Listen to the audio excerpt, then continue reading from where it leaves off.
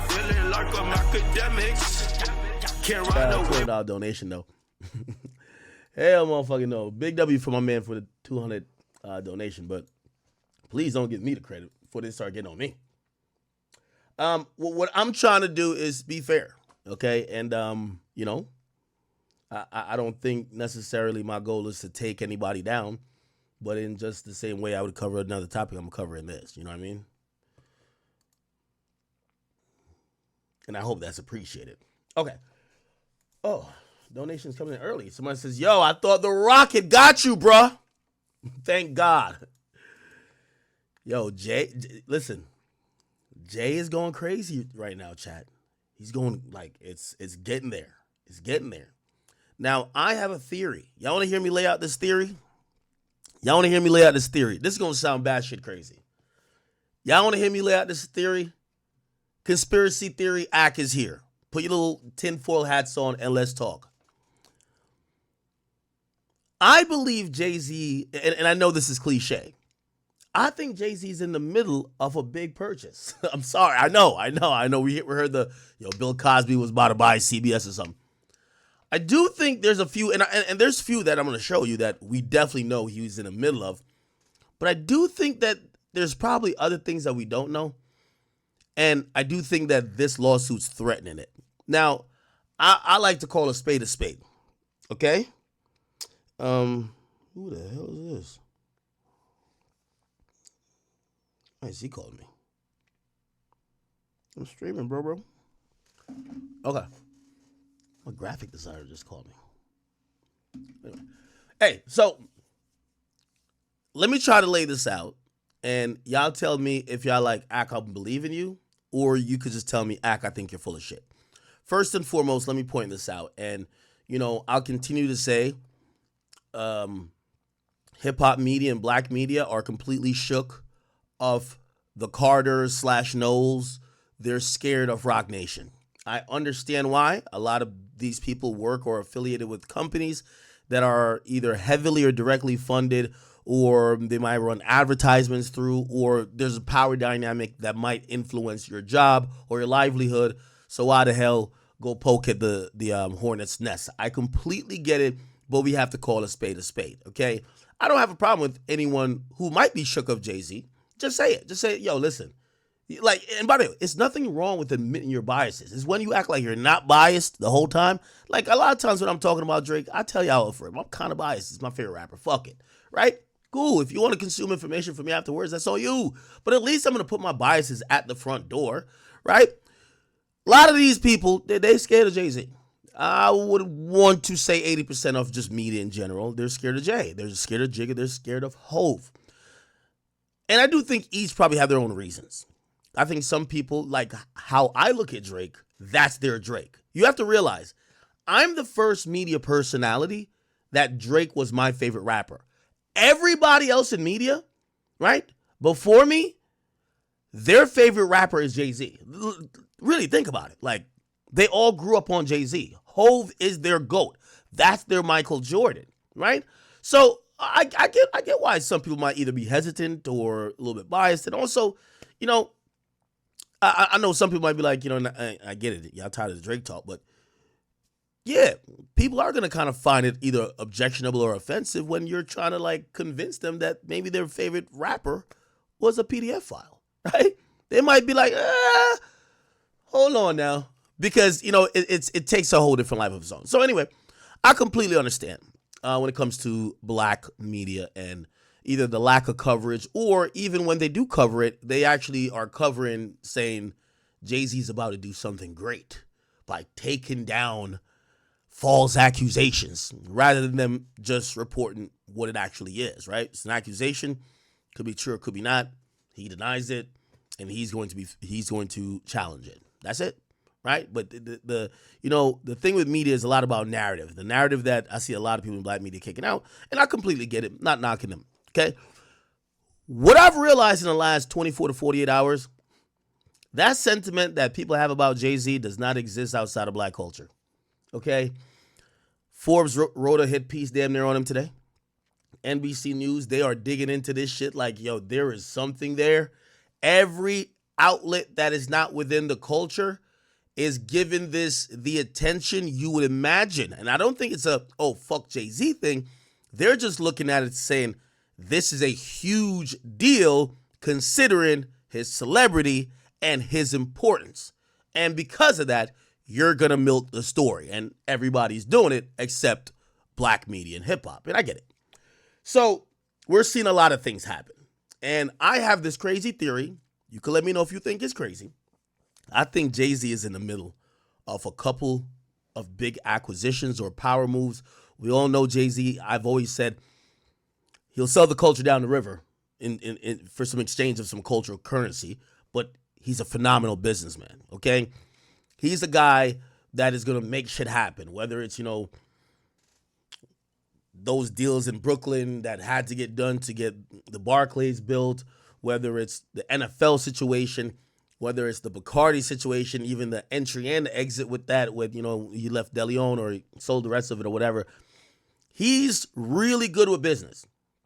And I personally believe, based on filings I saw today, his desperation to try to expedite this, to get out of here, means that some big businesses of his are in jeopardy.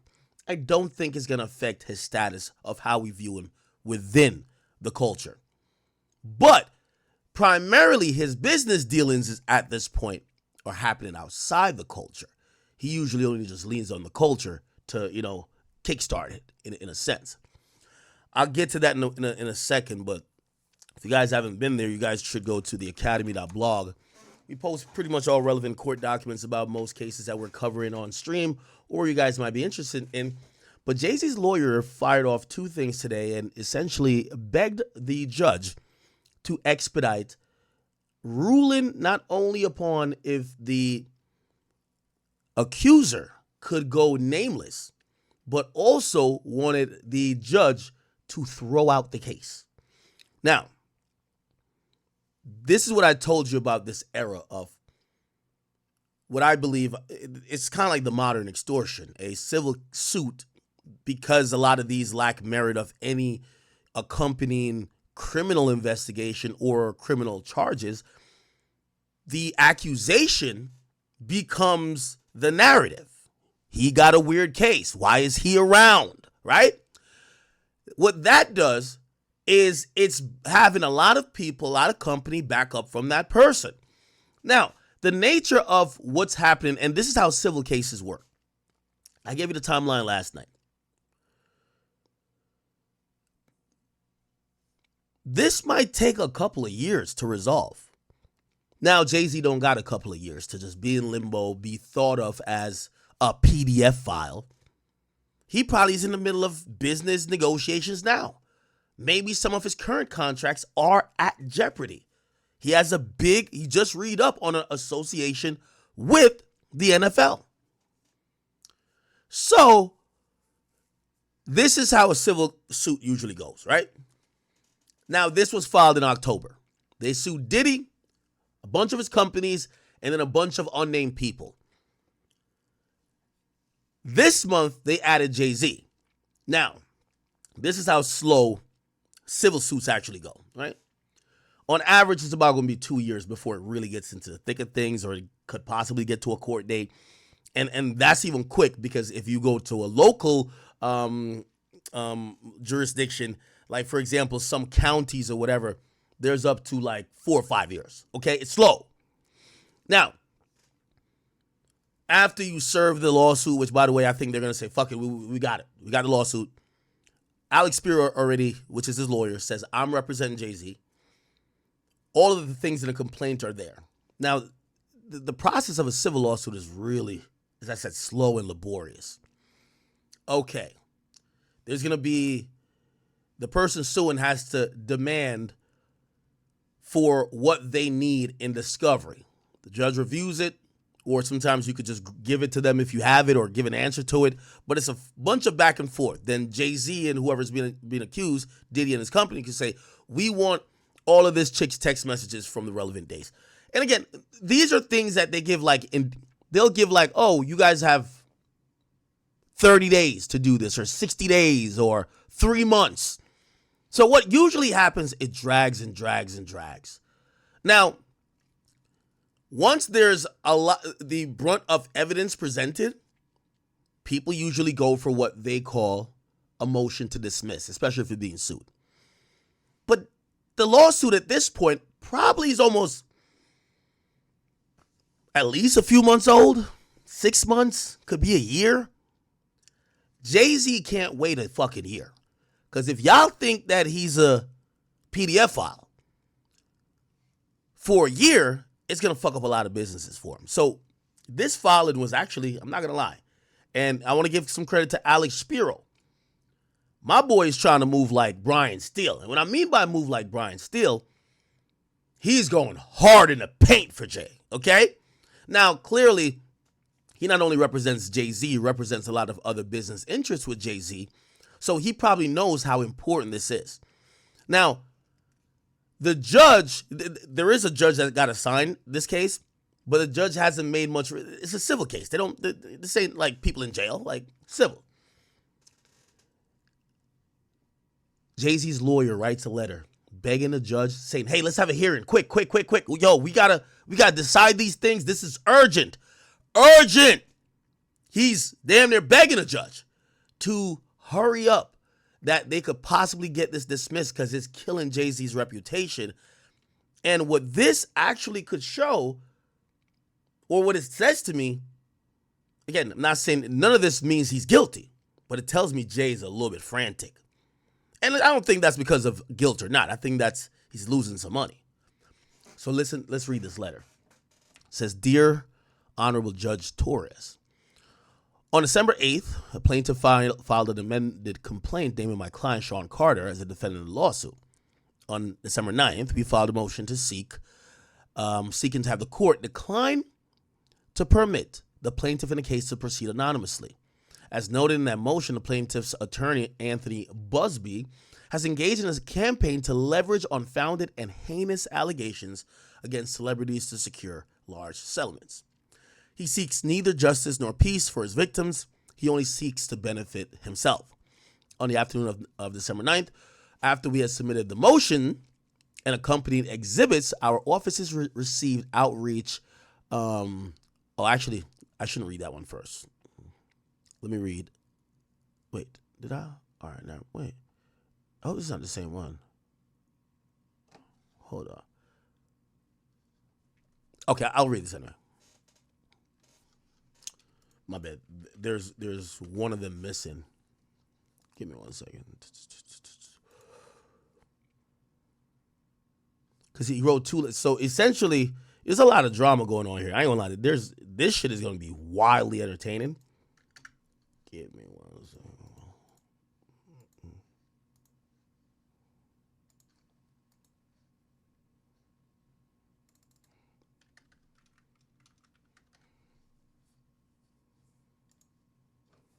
Hold on. Okay. Yeah, this is it right here. All right. So, yeah, let me go back and read. So we write on behalf of our client, Sean Carter, concerning the inflammatory allegations made against him.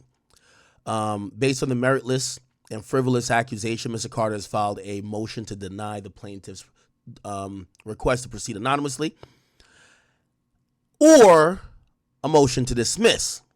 Okay? They filed that this morning. Due to the highly sensitive nature of this matter and intense media scrutiny has generated, we respectfully request to be heard on an expedited basis. For the avoidance of doubt, Mr. Carter is entirely innocent. This is a shakedown. He is not mentioned, referenced, or implicated any way in the criminal investigation of Mr. Combs. He is neither a target nor a person of interest in that investigation.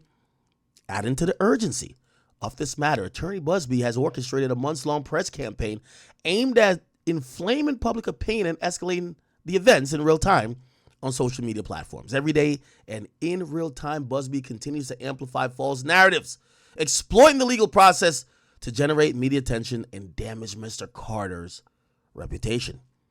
The relentless campaign underscores the need for fast-tracking a hearing to address these issues promptly to prevent further harm. The plaintiff requests to proceed anonymously. Request to proceed anonymously is both procedurally improper and unsupported by law. And where it requires all parties to be named in the pleadings, reflecting the bedrock principle of transparency in judicial proceedings. Plaintiff has failed to demonstrate any compelling circumstances that would justify an extraordinary departure from this rule. Now, here's why this is also interesting, right? So, and I'll shout out to Megan Cunningham for this one. So, apparently the judge already granted, right? The judge had granted earlier. Hold on. The judge already had granted that the plaintiff could go ahead as anonymous, but only when Diddy was being sued. When the judge granted that, all right, yeah, let me just read. Here it is. Hold on, I'm gonna get to it. Is it here? Hold on 1 second.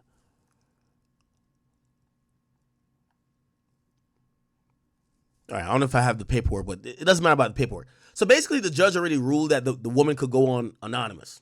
Diddy's lawyer, because they're all tied up in the criminal shit, they have 26 lawsuits. They're not responding in a timely fashion to everything in the civil suits yet. They're not putting that much effort into it. So they didn't oppose the motion that the Anthony Busby made for that same client. So now when they add Jay-Z, Jay-Z's like, whoa, I just got added to the case. I don't want her to be anonymous. But what's going to happen is Anthony Busby's going to say, well, they already ruled saying she could be anonymous. What's probably going to happen there is like either the judge is going to change their ruling, and even then I think Anthony Busby is probably going to appeal that ruling before it happens. Regardless of all of that, just to simplify it, this is going to be a knock 'em out, drag out process that's going to take a while. And Jay-Z's lawyer, Alex Spiro, is begging to rush this, that, it would be a good look, or not a good look, but it would be open and shut if, let's say, by this week they could get a dismissal, or at least a dismissal on Sean Carter, because now he could say, yo, I told you, this nigga's lying. I never did nothing with Shorty. But I'm going to be honest with you, because the legal process is so slow, right? And because there was, at least from we know, there is no criminal proceedings that preceded this, the judge has to allow them to do a little bit of fact finding, which means, yeah, if the judge just throws out the case, maybe she was telling the truth. So you got to let the facts come out first before you at least both sides present some facts before you say, nah, this is bullshit. Because there is no like criminal investigation that happened before that the detectives are saying, here's our file of our investigation. So what does that mean? It looks desperate on Jay-Z's part, saying, please, let's hurry up. Yo, you ever been late at the airport, you in TSA, you're like, yo, it's like you're jumping out your body. You're like, yo, I can't wait on this fucking line. You know it's going to take at least like 30 minutes to get through. Your plane leaving 40 minutes. You get what I'm saying? So, yeah, that's kind of what's happening. And I don't know if that's going to work, but, shit, Alex Spiro is a monster. We'll see if it will. But essentially, they're trying to beg the judge to have a hearing about this, because what happens is, you don't do in-person hearings with civil cases. You don't do those things until you get to damn near court. But because of that, everything is slow, because you submit something, then they give a time and a date that the other people got to respond, and then the judge take their sweet old time to respond. So for one issue, it takes a month, right? Or not everything, but if it's a big thing, it might take a couple weeks, right?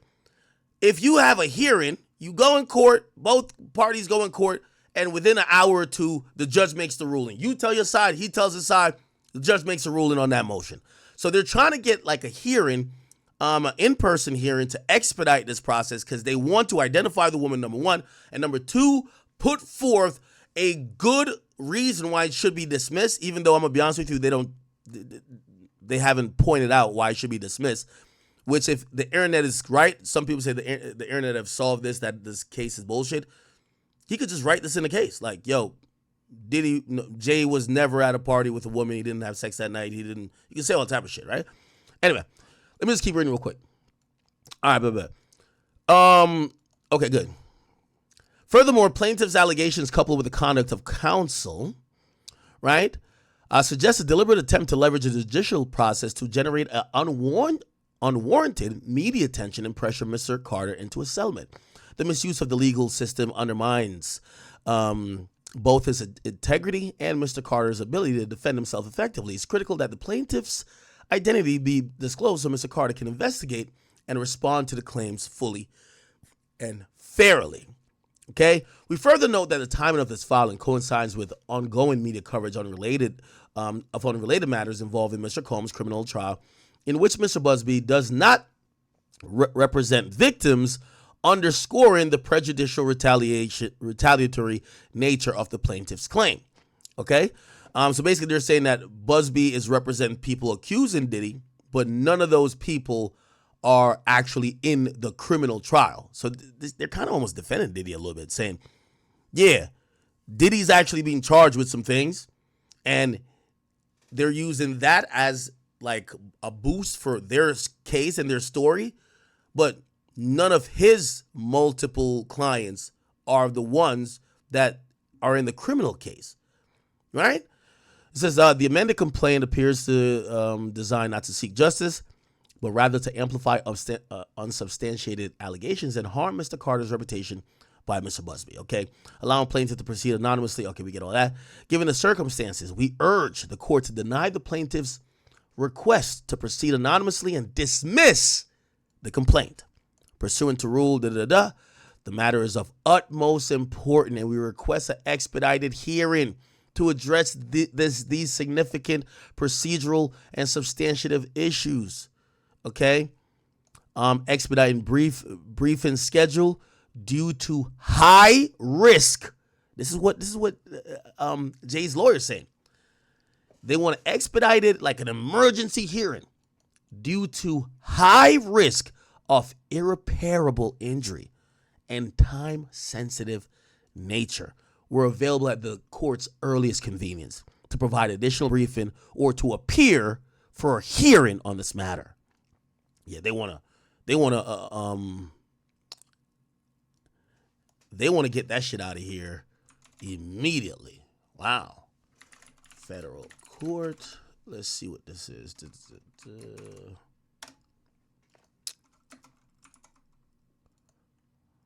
Wait. Okay. 12. Rule 12B.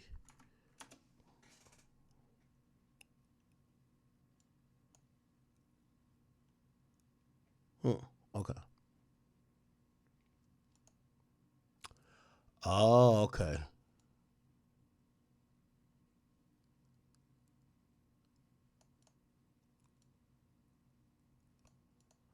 Yeah, so Spiro quotes a rule that could allow the lawsuit to be dismissed. I don't think it's going to be dismissed, though, but good try. Good try. Okay. All right, then the next piece of drama is this. Today, so the one I just read saying, Judge, please, like, yo, this is going to cause irreparable damage to Jay-Z and what he got going on. Like, we can't wait another day. We can't wait months, like how these other lawsuits been dragging on. You got to realize, in all of Diddy's cases, and there's been cases filed, Cassie filed in November 2023. Afterwards, in the new year, he got like 20 of them. Not one of those cases have gotten to the stage where discovery is going through, right? Because they're asking for extensions. Why they're asking for extensions? They're really busy with this criminal case, right? They're busy with the criminal case, and also you don't want to do too much with the civil case that maybe the feds are looking over to say, oh wait, oh shit, look at this. So they're kind of like pushing those back. So that's what Diddy's gonna do. Diddy's strategy is push these shit back. Jay-Z is like, fuck pushing it back. I need this shit dismissed today. You get what I'm saying? All right. Cool.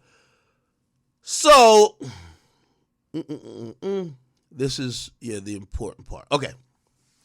Listen to this drama. So they write a letter yesterday begging to expedite it. Then today, here's this. Dear Honorable Judge Torres, on December 8th, the plaintiff filed an amended complaint. On December 9th, we responded seeking a motion to decline to permit the plaintiff to proceed anonymously. As noted in the motion, the lawyers engaged in a campaign to leverage unfounded, heinous allegations against celebrities to secure large settlements. He seeks neither justice nor peace for his victims. He seeks to only benefit himself. On the afternoon of December 9th, after we had submitted motions and accompanying exhibits, our offices, here's a drama chat, our offices received outreach via a phone call and email from an individual who provided her name to us, though she wishes to remain anonymous. Jay was just saying, yo, the alleged victim can't remain anonymous, but Jay is now saying, yo, we got a call in our offices from an anonymous person. Whatever, cool. Here's the drama. Marie Henderson, who works for Quinn Emanuel, so that's, works for Alex Spiro's law firm. Marie Henderson spoke to this woman, who informed Ms. Henderson she had previously reached out to the Busby law firm with respect to allegations of trafficking and abuse unrelated to Mr. Combs or Mr. Carter. So this had nothing to do with Diddy. The Busby firm and representatives who spoke asked the woman when she met Diddy, even though her account did not relate to Mr. Combs at all. Members of the Busby firm encouraged this woman to pursue her claims anonymously, even though she did not have any interest in doing so. When the woman raised wanting to talk to law enforcement, she was informed that it was not encouraged. After several outreaches, the woman again spoke with members of the Busby firm who she felt were pressuring her to make allegations of being drugged, held down, and physically assaulted. Allegations that were not true. When the woman declined to adopt the version of the events proposed by members of the Busby firm, she was summarily dropped as a client. Though the woman provided her identity to Ms. Henderson, she remains to be unnamed at this time for fear of retaliation by the Busby firm. The information provided by this woman is in the declaration of Miss Marie Henderson, attached here to as Exhibit A. This information came to Quinn Emanuel unsolicited as further evidence in support of Mr. Carter's right to thoroughly investigate, test, and respond to the spurious allegations that have been levied against him. We respectfully request that the court consider these additional information, which was received by Quinn Emanuel only after the filing of yesterday's motion was complete, in connection with the motion to deny the plaintiff's request to proceed anonymously. Okay. Now, this is this declaration, this sworn statement by somebody who works in the law office of Alex Spiro. It says, my name is Marie Anderson. I swear under penalty of perjury that I'm an associate with the law firm Quinn Emanuel, okay, who are attorneys for defendant Sean Carter. And I submit this declaration in support of Mr. Carter's motion to deny the plaintiff's motion to proceed anonymously. On December 9th, I spoke by telephone with a female, an adult who's a resident of the state of Texas, whose name is known to me. Another adult whose full name is known to me was also a witness to this conversation. The information contained in this declaration is an accurate summary of the information provided to me by this woman on December 9th. Namely that in early October 2024, the woman saw coverage of attorney Busby's press conference regarding allegations of trafficking and abuse by Sean Combs and submitted a brief outline of trafficking and exploitation events via a Busby law firm website online submission form. The woman spoke with 3 members of the Busby firm and provided details regarding her experiences as a victim of trafficking by celebrities entirely unrelated to Diddy or Jay-Z. And she was told that they would take her on as representation, okay? Or or take on her representation. After detailing her experiences to an attorney at Mr. Busby's firm, he pressed for a connection to Mr. Combs, asking, at what point did you meet Diddy? Even though she made clear that her case had nothing to do with Diddy. Mr. Busby's firm pressed this woman to pursue a civil case as an anonymous Doe plaintiff, even though she never raised proceeding anonymously as a possibility, and questioned doing so after it was heavily suggested to remain doing so, even though she was not interested in remaining anonymous at the time. When the woman brought up wanting to go to law enforcement with her allegation, members of the Busby firm informed her that going to law enforcement was not encouraged. After not hearing from Mr. Busby's firm for weeks, during which this woman tried to contact the firm multiple times, she spoke again with a member of the firm who pressed her to go to confirm false details regarding her experience as a victim, including that she was drugged, held down, pushed, and physically assaulted. Now, let me stop this here, chat. Let me stop this here.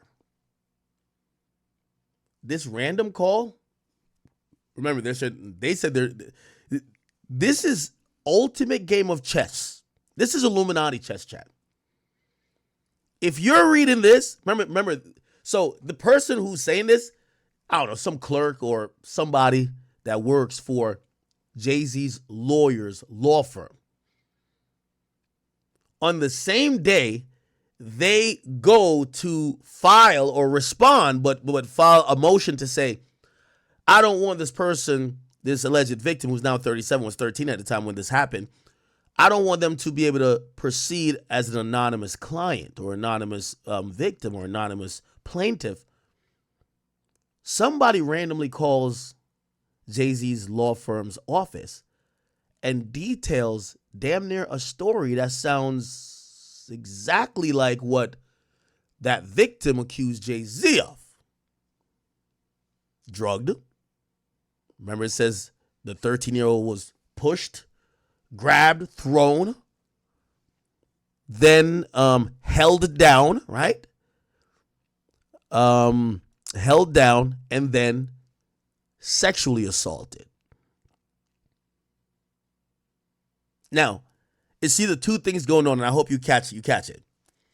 It's either Jay saying, you know what, we gonna cap too. Oh, you capping? We gonna cap too. Hey, we had somebody call us up, and they said the same thing that this girl's accusing me of. They were trying to get another girl to accuse Diddy of the same shit again. Again, by the way, I keep telling y'all, the nature of how this lawsuit is, they're kind of defending Diddy, at least in this case. Remember, well, they're both accused of being in the same situation. But, of course, they're not going to put another allegation on themselves. So they said, hey, this person who randomly called us, because here, chat, just think about this. Think about this. If a woman has a story of Tony Busby's firm, supposedly she hits them up saying, oh, a celebrity did something to me. They said, okay, we'll represent you. Then they're steering her to put a claim or accuse Diddy and say you got pushed, held down, drugged, raped. Why would this person hit up Jay-Z and not Diddy? Why would this woman hit up? They're trying to get you to frame Diddy. But remember, this is what I'm saying. I don't know what's going on here yet. Hey, listen. I'm going to just be the neutral arbiter. Because this is big money chess right here. You get what I'm saying? This is big money chess. Why would that person not call Diddy's lawyer? It's not like I could imagine if this person, if they were trying to say, yo, but when did you meet Jay-Z though? Nah. This is what you got to do. You got to accuse Jay-Z and say he did A, B, C, and D. I get you probably like being frustrated and said, I'm going to call Jay's lawyer, and let them know. But they were trying to get you to accuse Diddy. Why are you calling Jay-Z lawyer? But that's what I'm saying. No one's naming names. I'm actually a little skeptical that some of these people exist. I'm skeptical. Someone floated a theory to me that some of these Jane Does might just be poof. Keep in mind, chat, the goal of a lot of these lawsuits is to get the money, dismiss the case, or you dismiss with prejudice means, oh, we settled. Here's the thing. You know, Diddy eventually is going to do it with all his cases, but Jay's pushing it here. We need to know your name. Let's say if this is not a real person. I know that sounds, this 13-year-old is not real. They still don't have to disclose their name. All they got to say, if the judge forces them, you can dismiss it. You never know who the person is.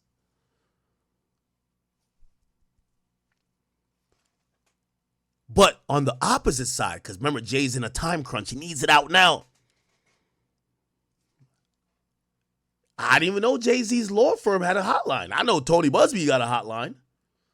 But you're telling me on the day you file, somebody called you up and said, hey, they were trying to get me to do the same thing. But to Diddy. But I'm just calling y'all, though. And this Marie Henderson, which is someone who works at Alex Spiro's office. Oh, we're not going to tell you that person's name either. So we get no names.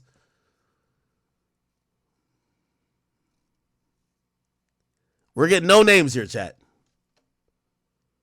Interesting.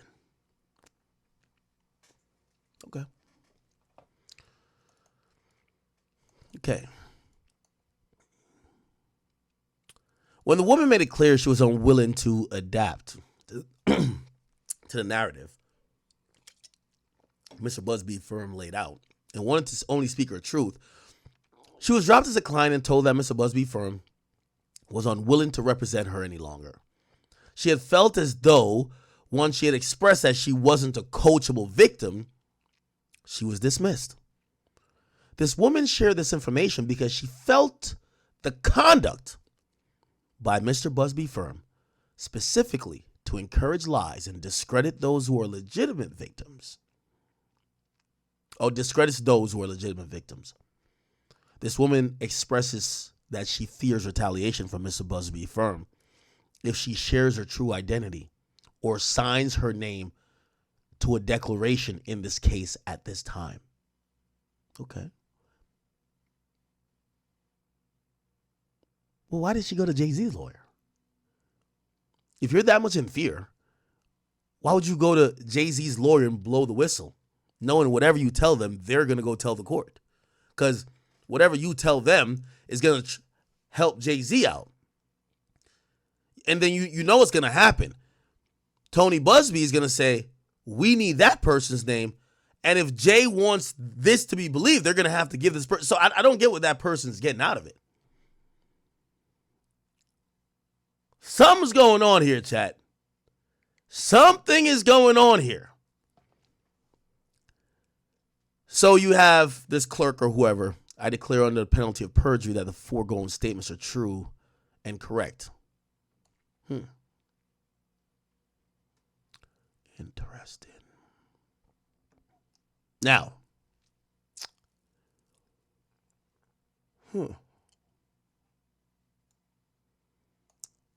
The Illuminati chest didn't stop there, chat. Tony Busby clapped back with accusations of his own. 4 hours ago, he says, investigators from New York have called many of her law firm's current and former clients. What they didn't anticipate was one of the clients decided to record the conversation. Fucking plot twist. What we just read was supposedly a anonymous former client saying Tony Busby wanted me to lie. And when I wouldn't lie, they dropped me. Now Tony Busby claps back immediately saying, investigators from New York, basically hinting that Jay-Z's lawyers have called many of our law firm's current and former clients. What they didn't anticipate was one of our clients decided to record the conversation. So they're going to file this tomorrow, I would imagine. It's shocking and illegal. Here's a portion taken from the transcript. So the investigator says, hey, in a couple of days or maybe by next week, anybody Googling Busby and his company, his practice, are going into litigation, okay? What we're trying to do is we're trying to put this thing together for the company that we work for. We could get you paid. You could get some money, right? Soon, you know? We gave this kid $1,000 to start yesterday just to get him on the right path. At the end of the day, this is going through the courts. Busby's getting sued. It says these guys are on tape offering to pay clients to sue our firm. That's a crime. Oh, shit. This is good drama. Jay-Z says that one of Tony Busby's former client came to him or came to his lawyers saying, nah, yeah, that dude wanted us to lie. That would have helped Jay-Z because the judge might say, wow, this is kind of some proof that maybe some of these tactics you're using are trumped up and meant to pressure and whatever, and you're getting people to lie. By the way, huge violation in court. Huge violation. A lawyer is supposed to do their due diligence, even if say someone comes in and say, yo, I got fucked by Saddam Hussein. Before you file that lawsuit, you're supposed to do a little bit of due diligence. Hey, when did this happen? Where did this happen? How do we know or have some proof that you were in the same town as Saddam Hussein? Same building, same vicinity. Is there any conversations between y'all?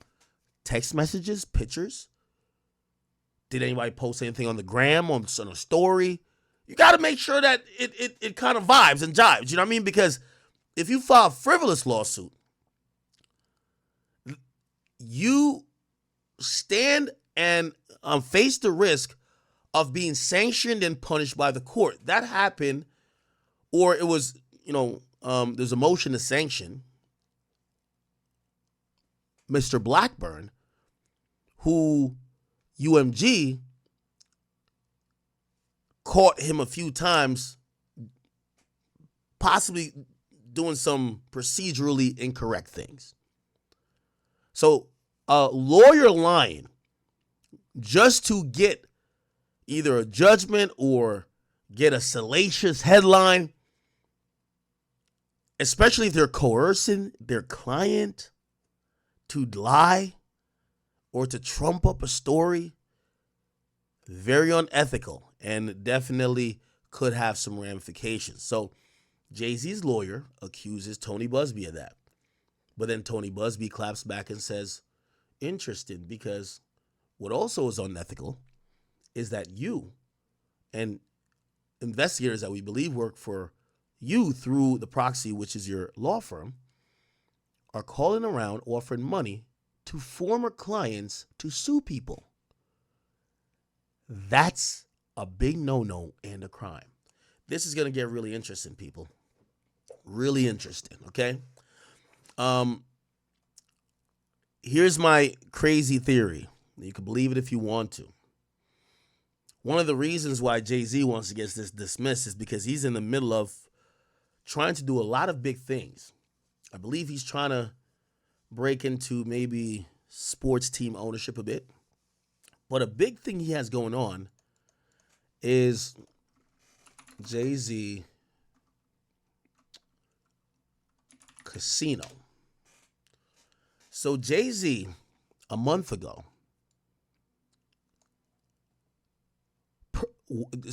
Jay-Z's trying to become one of those guys. If you look at even like, say, the UFC is owned by the Fertitta brothers, and they own the Red Rock, they own most of the casinos. They actually just, they bought into the UFC stuff just because they're like, fuck it. These guys that own casinos are really wealthy. Okay? Now, there's a market for casinos in Northeast Jersey. I'll tell you how competitive it gets for casinos. If you're in New Jersey, which I am, the only casino that's allowed to do table games and regulate in person, you can do FanDuel, but it's only online, is in Atlantic City. Now, you have to remember, the thing with casinos is that casinos, even Vegas, anywhere casinos are, it sucks the life out of the economy out of the whole town. So the whole town becomes like, have to like live off these casinos. You go to Atlantic City or even like Vegas. Vegas is starting to expand a lot more. That's why they're trying to bring more sporting events there. But a lot of the revenue comes through casinos. By the way, the revenue that comes in through casinos gets heavily taxed. And there's almost a profit share thing there. And also, it's a lot of money that goes in there. Like, for example, I'll tell you this. If you like DraftKings or you like FanDuel or something like that, they'll never have a casino in Vegas. Never. Never. Also, for example, like FanDuel, you can't do FanDuel in Vegas. Why? Those casinos there, whether Caesars and all these places, they spend tens and hundreds of millions of dollars making sure no other competitor comes into that sphere. It's really competitive. Like, they don't want no new friends, no new niggas competing. Okay? Let's get back to the Jersey model, right? So if you look at gambling, and by the way, gambling is such a big thing everywhere now. And by the way, it's interesting, people are just getting that Drake for gambling. Jay-Z's trying to do even more than that. At least Drake is just, he's endorsing gambling. Jay's trying to own a casino. Levels, right? By the way, while we do that, look at this. DraftKings ad just pops up. You can't escape gambling, bro. You can't. Anyway, I have nothing to do with DraftKings, by the way. So, Jay-Z, so let me finish the story. In the Atlantic City is at the shit bottom of Jersey. You got to drive all the way down to go get to it. If you're in North Jersey by where MetLife Stadium is, where it's kind of like 15 minutes from New York, you have to drive 2.5 hours to get to casino. Okay? So what ends up happening is that people are saying, yo, that's kind of like inconvenient. Why can't we just have a big old casino right by the place where we have all the games? Like MetLife Stadium is right near to the bridge. People from New York would probably come over, blah, blah. They tried to do it. And the casinos in Atlantic City banded together because they knew, play this, if I sell weed and I'm the only weed spot and you got to drive 2 miles to get to the weed spot, if there's another nigga along the route that sell the same weed, you might say, he's only 3 blocks away. So essentially, all the casinos that's 2.5 hours away, Atlantic City, banded together, lobbied the government, started doing a lot of, because it becomes a very legislative. Very legislative. And they even went to say, hey, we're going to give you some of their revenue because we know you guys are going to lose out on revenue, because the state is kind of managing all this, to say, hey, we get it. If they put a casino in by where MetLife, the Meadowlands is, people from New York ain't going to drive an extra 2 hours to get down to Atlantic City no more. So you know what? We'll give you 20% of whatever that comes out of there to subsidize what y'all got going on. They're like, fuck that, fuck that, Because currently, Atlantic City serves Pennsylvania. Niggas from Philly come there. Niggas from New York come there. And it's the only place in Jersey. So that's the only hot spot for all those places. They do have gambling in New York, but table games are banned. Okay? So it's kind of like a stripped down gambling, and people want the full experience. Okay? So Jay-Z is coming together with a couple other people to bring a casino to Times Square. Now, let me tell you what that means. you might as well just install a money printer. Times Square, the most populated place, most tourists. If you live in Jersey, that's more attractive. With all due respect to Atlantic City, it's a dump. Garbage. Like, and I don't mean to this people in Atlantic City, but we all know. Come on. Other than going to Atlantic City to gamble, you don't go there for nothing. Imagine going to Times Square, you go watch a Broadway play, you go watch a show, you go to Madison Square Garden, you go over there, you go out to eat, and then you could still gamble and then go to a strip club? Oh my God, this should be lit. That's what Jay was trying to do. So Jay is trying to bring a casino to basically cut off Jersey, but also eat up all the tourist population, and the biggest tourist population in the United States is coming through Times Square. So you know what he did? Look at the headline. This is how you know this is the money printer. He was going to give grants.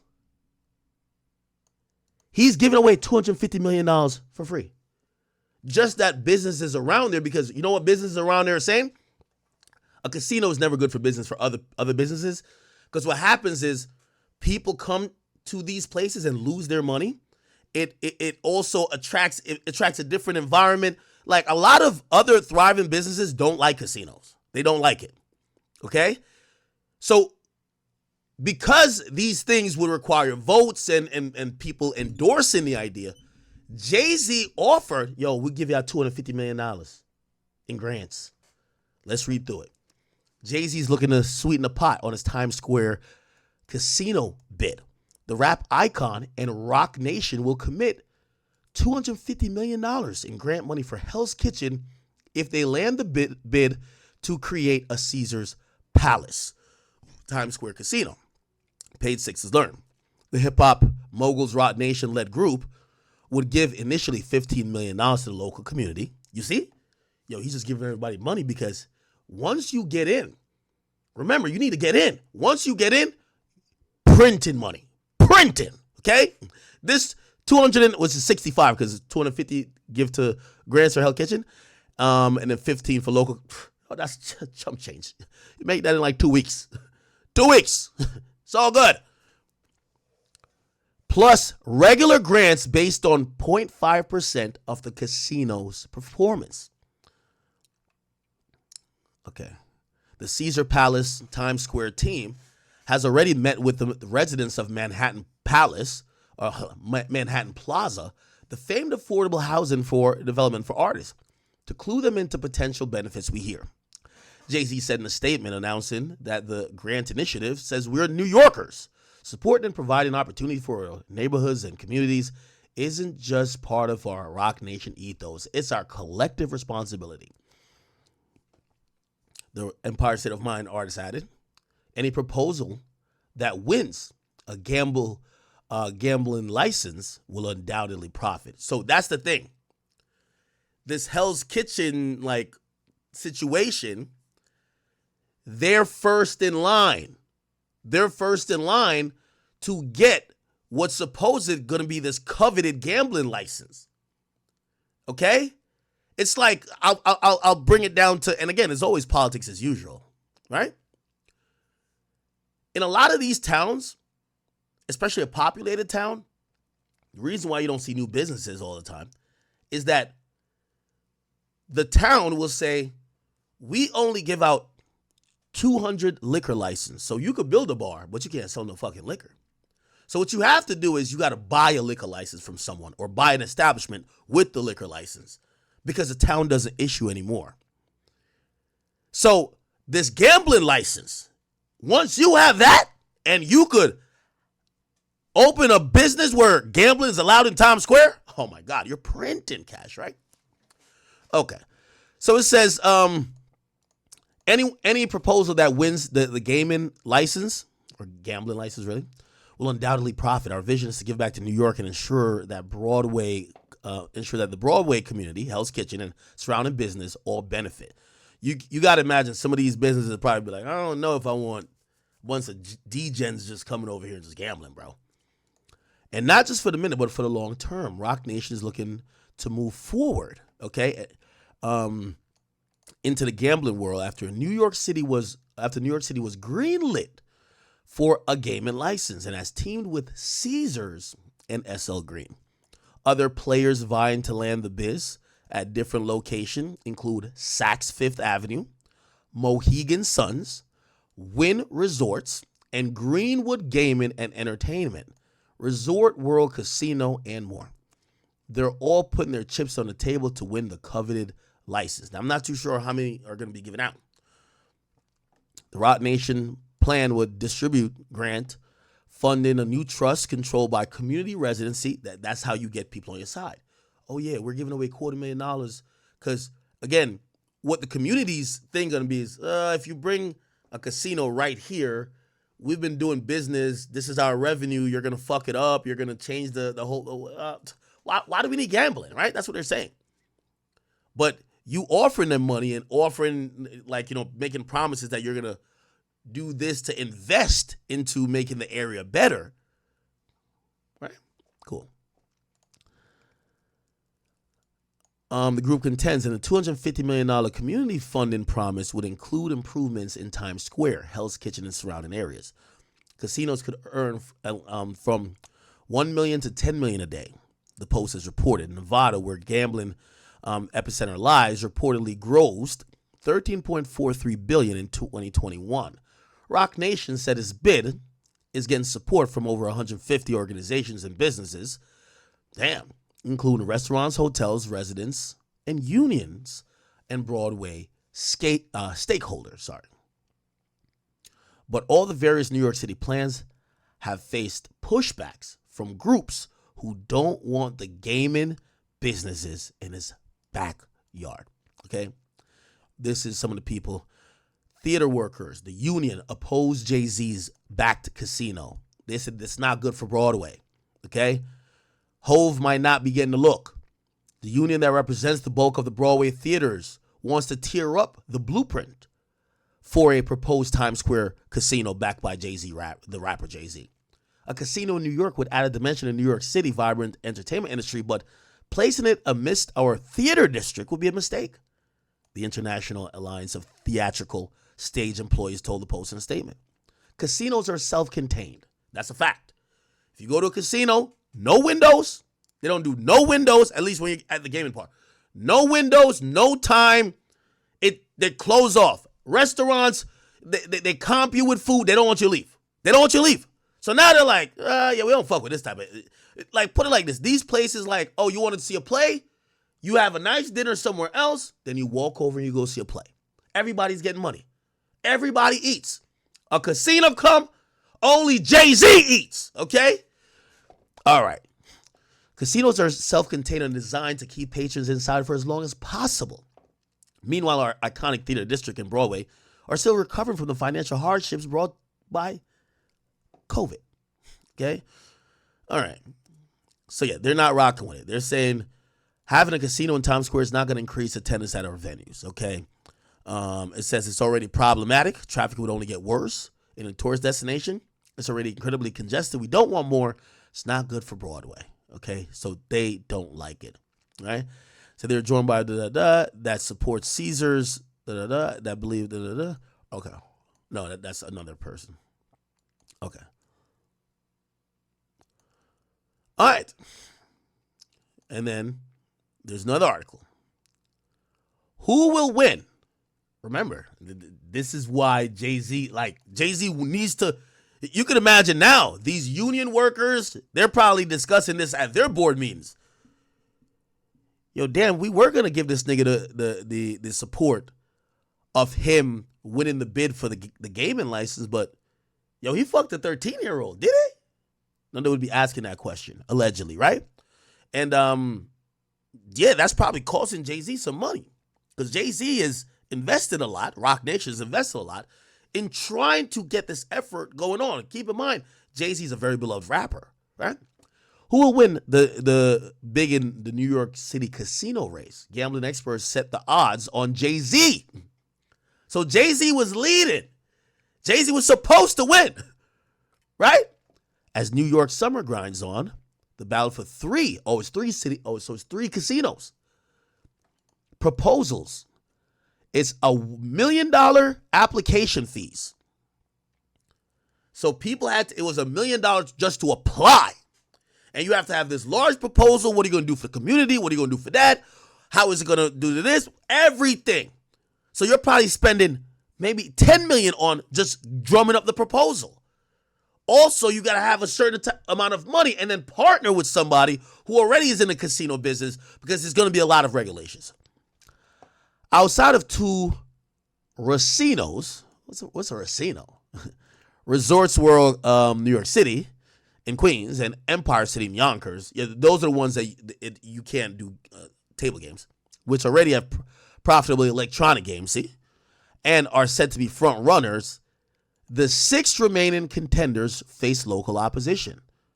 Oh, so it looks like these two, if it's 3 they're giving out, look like these 2 are going to finally, they've been around already. They just can't have table games. They're going to get the full casino gaming license, which would allow them to be a full casino. Neither are in Times Square. Like, they're not in the hustle and bustle of Manhattan. So that will leave 1 left. And Jay was the front runner for this one. Whoa. Companies are, as I said to y'all, companies are spending millions on lobbyists. A political insider told the Post. And no part of the city wants a new casino. Okay? Here we go. So, related companies and Wynn, their budget is $12 billion. Public bonus, they're going to do a 5.6 acre park and a public school. And the casino would be Wynn, New York City. So they're laying out, I guess, what everybody's going to do. So they said they complained the casino would replace housing units going from 5,700 to 1,507. Okay, here's another proposal. MGM Resorts. Their budget is $3 billion. Oh, you got to step your game up, baby. Because Wynn is coming with 12. So MGM coming with 3. They said their public bonus is to tripling the largely local workforce already there. This is weak. Oh, their casino's Empire City. Oh, never mind. So they already have one there. So Yonkers Raceway. Okay, so they already have a casino. It's just not a full-on. It's aiming for a full-on gaming license. So they're probably going to get it. So that's why they don't have to come with that much money. Okay, Mohegan Sun. $10 billion. We're talking billions, people. You see why Jay-Z about to burst a blood vessel if this goddamn case keep going on. Yo, my boy's he's trying to be, he's already the richest rapper, but he's trying to be on some up 25 bill type shit. You get what I'm saying? This is the move. All right. They're going to do 6.7 acre of green space. Huh? How you do that? And the Freedom Museum? Okay. I guess. Oh, look. Oh, they'll be creating it here. Okay, so it wouldn't be Times Square. It'll be created here. I think, is this West Side Highway or something? This is a green space, and they would build the buildings around it. Okay. All right, brothers.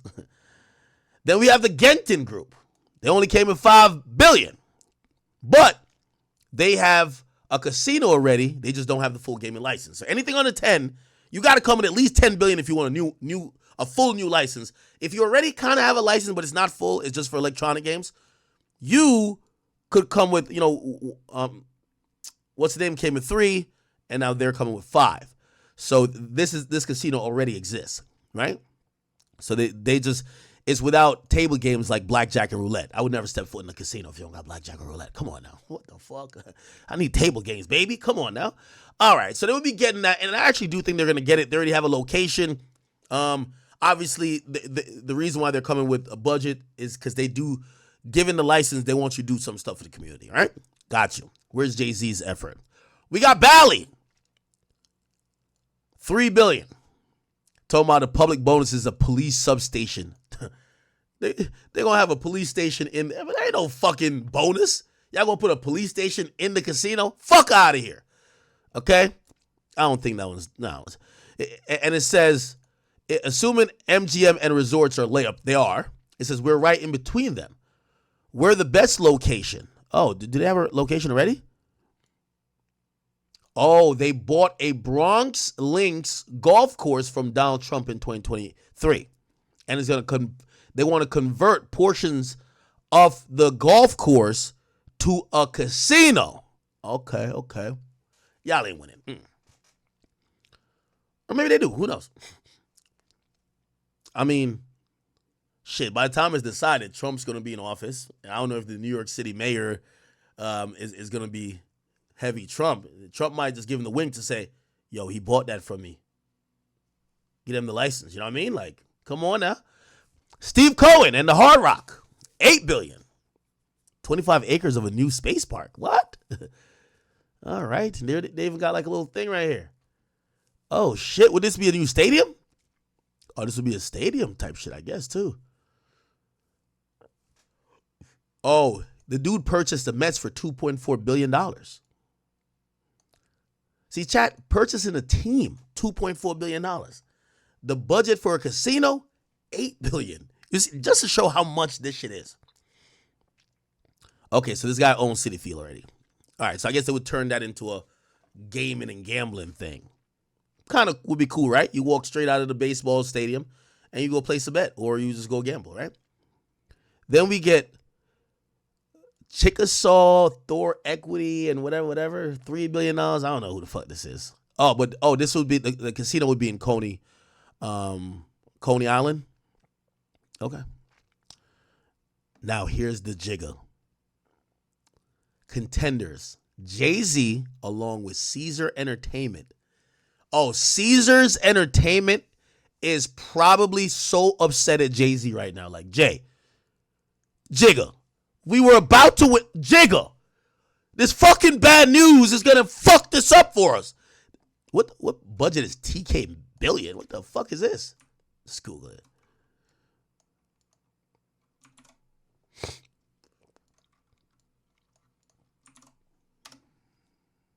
What the fuck is TK billion? All right, hold on.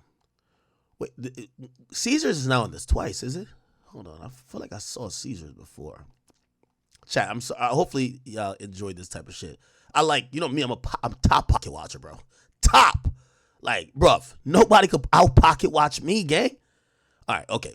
So Caesars are linked with Jay-Z. Jay-Z's the face of it. They're thinking he's a popular rapper. He helped the Barclays get there. Like, he helped the Nets move to Brooklyn. Like, Jay's the guy. Now, it probably would have been a little bit better if he was bringing the casino to Brooklyn. But fuck it. We're doing Times Square big boy shit. I don't know what TK billion is. Whatever. 100 billion? Or a trillion? Okay. Public bonus. Jay-Z curating the entertainment.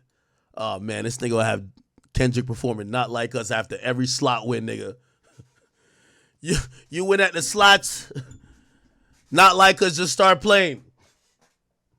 God damn, bro. That's the thing about Jay-Z. They always throw him he curates the entertainment. Psst, I see dead people. Yo, you gonna win at the casino? It's gonna be like, psst, I see broke people. I forgot to go. They Not Like Us. Yeah, of course. Casino. Caesar's Palace, Times Square. They're thinking it's going to look like this. Holy. Some entities around Times Square. Yeah, this shit would be huge. And I'm guessing this would be the hotel in the back right here. There probably has to be an underground, like a casino usually really big. Let's read. Despite the project's offer of $117 million to go towards theater tickets for the kids and education for would-be actors, the Broadway League is against the casino, fearing that it would take butts out of the theater's seats. On the other hand, a group of neighborhood landlords have expressed support for the proposed gambling den. A resounding 71% of registered voters voiced opposition. Ooh, so they're going through it. 71%, I guess they put it on the ballot. 71% of people don't like this shit.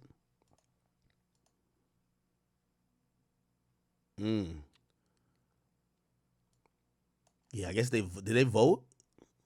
Yeah, they voted sometime about it. All right. But Brett Hirschfeld, the executive vice president of retail and opportunistic investment at SL Green, is optimistic. He told the Post Caesar Palace Times Square is a project designed to uplift all of these Times Square businesses through investment in shared economic benefit. As for Jay-Z's role, in December 2022, source told the Post it's hoped that Jay could handle residencies like the one that Adele has in Vegas, meaning Jay would be the person to go get, yo, Kendrick, you're performing here for the next 8 weeks. Just like how 50's about to do a residency in Vegas. I forgot what casino. Okay. The odds of approval are 25-1. Wow. So they're not a favorite then, right? Well, I guess there's only one left. There is no convenience in Times Square, said Warnski. The best way to get there is on a subway. Do you want to ride there with $5,000 in your pocket? If they could get local approval, which is a long shot, I make them 10-1. So it looks like they're already facing problems. The people don't want it. People don't want it. But okay. This would be the $20 billion play by Jay. And to keep it real at that point, he'd be on his beyond Michael Jordan, right? Wow. So, if you want to believe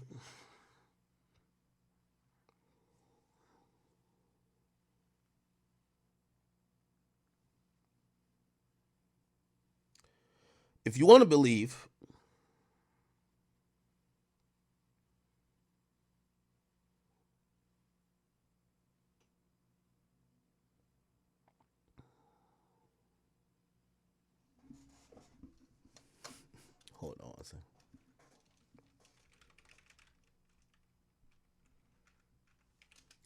If you want to believe like on some conspiracy theory shit,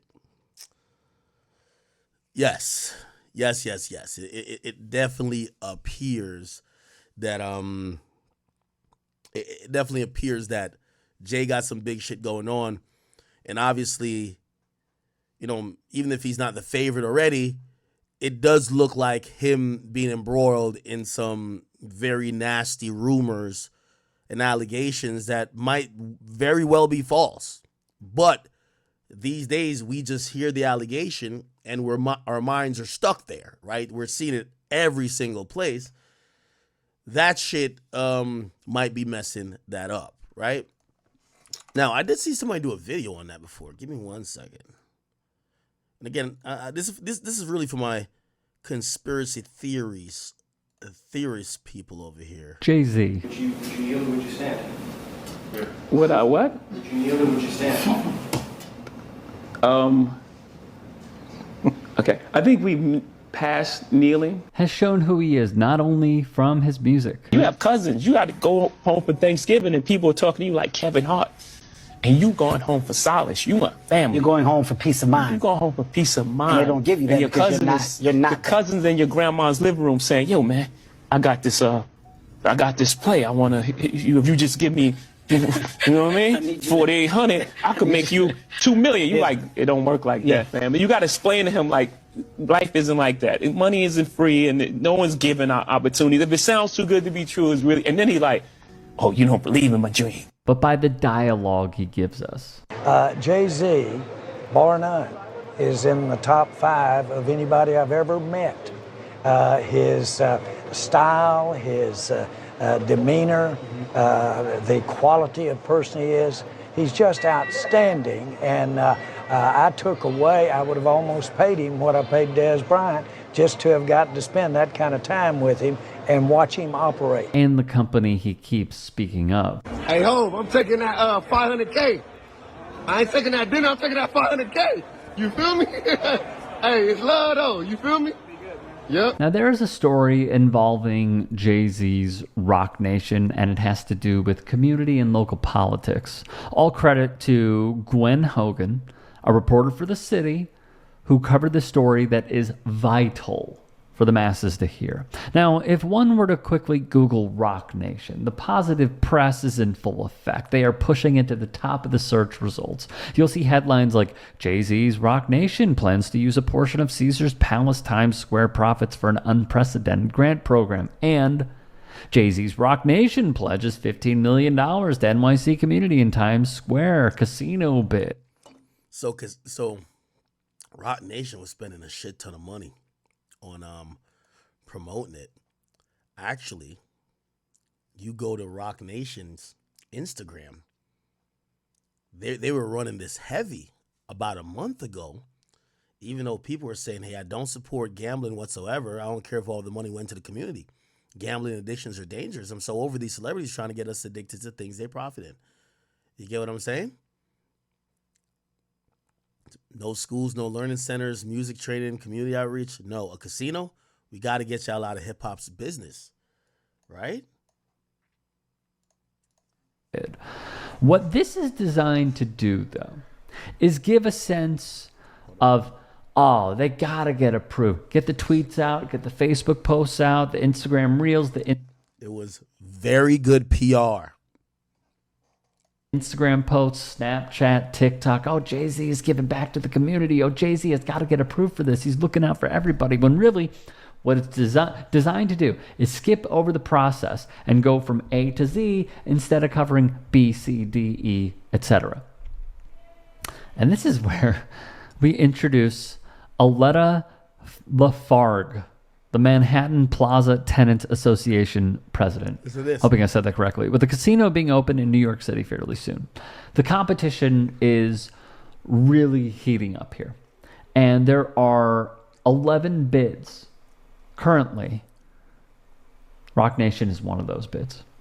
In a previous piece, Rock Nation would pull out all the stops, and I mean all of them, including providing free food. They'd pass out flyers to Manhattan Plaza. The company teamed up with Caesars Entertainment, along with property developer S.L. Green, to concoct a plan. Aletta, as written by, this is, I want to make sure I have this correctly, West 42nd Street, or W42st.com. And the writer is Phil O'Brien.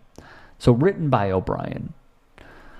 Aletta said it was frustrating that Rock Nation had come without a warning to the area and their residents. She said offering free food in hopes of getting signatures for their support from locals for the casino would do, quote, nothing but harm to our community, and she called it predatory. Remember this, please. Importantly, she would provide context and describe the scene there. When people think of Times Square, they don't realize that it's adjacent to a residential area where people are really in jeopardy of falling prey to the predatory business that a casino is. My family's from Atlantic City, and so I know very well what the methods of casinos are, and they are not to revitalize, the communities that surround them. Thus, the No Times Square Casino Coalition was formed to combat and, in their eyes, prevent this from taking place. And there are many, many members who are in this coalition. To name a few, the Broadway League, Broadway Cares, Equity Fights AIDS, the Hell's Kitchen Neighborhood Association, the West 43rd Street Block Association. There are so many. Can't even list them all. It would take too long. And they list a few reasons why they oppose this project. Times Square is already the most heavily trafficked crossroads in the Western Hemisphere. A casino will bring thousands of taxi drop-offs, deliveries, and load-ins that will further snarl traffic and make Times Square less safe. Research shows that Las Vegas aside, casinos don't meaningfully drive new tourism. Instead, they act as magnets for local gamblers and prey on vulnerable populations. Third, after a long recovery from the pandemic, visitors have rediscovered the allure of the theater and have returned to restaurants around Times Square. Casinos are built to keep visitors inside their doors as long as possible. Very true. Fourth, the economic benefits of casinos dwindle over time with fewer customers and falling tax revenue, especially in dense cities. By contrast, the Broadway theaters and restaurants that a Times Square casino would disrupt have proven to grow the city's jobs and economy decade after decade. I am begging you to keep this all in mind, because now we're going to go back to Aletta. Okay? At a meeting with representatives pitching their plan, she had a far different tone than her previous comments. She would say to tenants, quote, "I know there's a lot of feelings about whether or not our community gets a casino, but here we are to listen to what they have to say, what they have to offer." From Hogan's own piece. Are you ready for this? Because this is where it gets juicy. What they weren't told is that Aletta had been offered a $20,000 a month contract to work as an independent contractor for Roc Nation, according to a copy of it obtained by her paper, The City, dated January 2024. One name that pops up, Desiree Perez, who was seated behind Jay-Z in that NFL Roc Nation presser. We've covered her before, but in case you have no idea who this person is, she received a pardon from a certain president after their term expired. That president, Donald Trump. Per the New York Daily News, Perez is an ex-con who was arrested in 1994 for intent to distribute 35 kilos of you-know-what. She'd serve as an informant cooperating with the DEA, amongst other setbacks. The Daily News' Bill Madden would report Perez wore wires to meet with major drug traffickers. She is now Roc Nation's CEO. And how did this pardon go down? Well, it's easier to be a parent this morning. It's easier to be a dad. It's easier to tell your kids character matters. It matters. Telling the truth matters. It might have been that guy. Van Jones, this is the Van Jones Show, Season 1, Episode 1. Thank you for being here from the very beginning. I appreciate you very much. Appreciate you very much. Also here, we have a local rapper you may have heard of. The legendary Sean Jay-Z Carter is in the building. Van Jones is speculated to have helped broker this deal. We do know how he has been photographed with Trump advisor and son-in-law Jared Kushner, and also how he hid, according to the reporting, I believe, from Mother Jones, that he worked with the Trump administration. And he hid this while he was doing a CNN piece. We have also seen how when Inspire Change came together, the NFL initiative for social justice, that the owners and a select group of players teamed up to distribute the owners' money to different charities, one of those being Van Jones's.